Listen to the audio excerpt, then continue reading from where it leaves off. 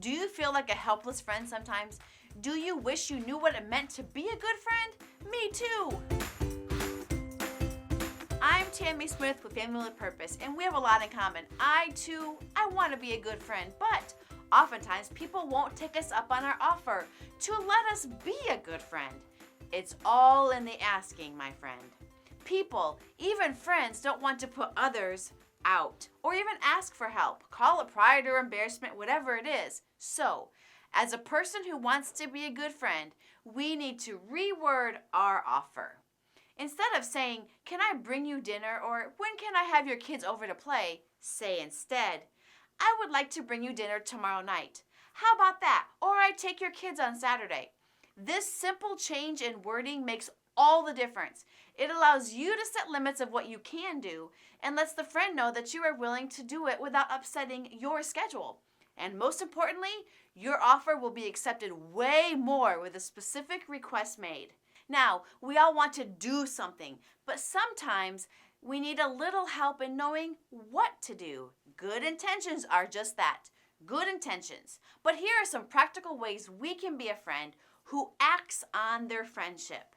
Number 1, deliver a meal. I've done this twice in the past 10 days. It's just a simple offer to take a meal on a certain day and then do it. Be sure to ask about allergies and their favorite foods. And bring enough for the whole family with a few leftovers. That's a bonus. Number 2, organize childcare for their kids. For a date night for them, or if they need to go to a doctor appointment, or just have some much needed overdue me time. Number 3, carpool. Take or pick up their kids from events, especially if you have the same kids in the same event or carpool. This is a no-brainer and no more time for you, but it will help bless your friend immensely. Number 4, get someone to clean or volunteer yourself to clean their house. Yes, the last thing on a friend's mind who is sick, caring for someone, or just plain overwhelmed with life in general is to clean their house. They don't have the energy for that. And who doesn't love a clean house? This one does. Number 5, mow their yard and pull their weeds. Same. What a blessing. We were on vacation and our neighbors mowed our yard twice. I know it was a blessing to my husband as he came home and didn't have to mow our huge jungle of a yard. Number 6, stop in with some fresh cookies, muffins, or some flowers that you picked from your yard. Very simple, nice little gift for them to look at and enjoy, either to eat or enjoy your beautiful flowers as a token of your appreciation for them.